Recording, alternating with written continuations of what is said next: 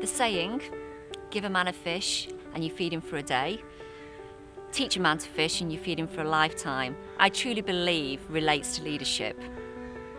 As a leader, do you ever find that an awful lot of your day is answering people's questions and solving people's problems, even though actually you have a suspicion they probably could do that themselves? And as leaders, we do have experience and we do have knowledge that is absolutely fine to share with others in the right situation. However, are we really helping people? So in fact, when we do give advice and share our experiences, are we in fact feeding them just for the day, so they will come back another day? What we want to do, of course, is to teach them to fish. But by just feeding them, we're also probably feeding something in ourselves. I know that I have a real need for recognition and also to be needed. And that helps me in an awful lot of aspects of my life. But in leadership and coaching, it can be a real hindrance. When someone asks me for my advice, I absolutely love that. I'm helping them, aren't I?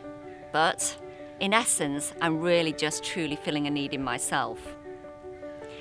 So when I came across really what coaching was all about, which is giving somebody else the capacity to solve their own problems by getting them to explore their own situation, that really did enlighten me as to what we can do for other people.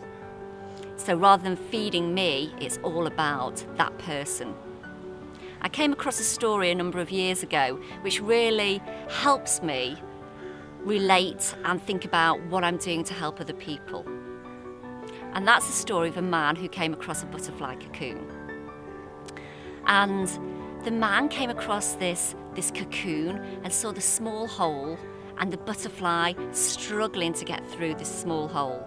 And he was absolutely fascinated with this butterfly's struggle. And as he watched it, he was curious as to how the butterfly was going to manage to get through this minute hole. He went away, and a few hours later he came back, and the butterfly was still trying to struggle through the hole. He watched, thinking, what could he do to help? He felt for the butterfly and wanted to do something.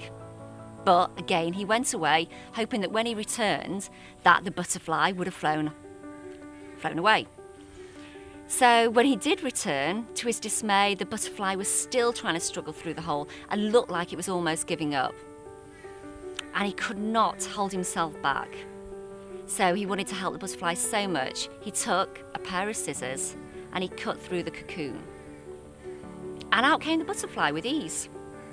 But to his absolute horror, instead of the butterfly that he expected, the butterfly had an engorged body and withered wings. Because the man, in his haste to help, did not realise that the struggle for the butterfly to get through the hole in the cocoon actually serves to force the fluid from its body into its wings, so it can be fully formed to fly as a butterfly should. So that story stays with me and helps remind me of when I'm leading and coaching as to what I can do in service for other people. So I challenge you as leaders to, next time, before you dive in and give advice, is to think about how much pleasure you get from solving problems, and instead give the greatest gift of giving that other person the pleasure of solving their own problem. By asking great questions, getting them to explore their situation, and more importantly, it's about patience. Waiting whilst, in fact, the person probably struggles to their own solution. Because great leaders are surrounded by beautiful butterflies.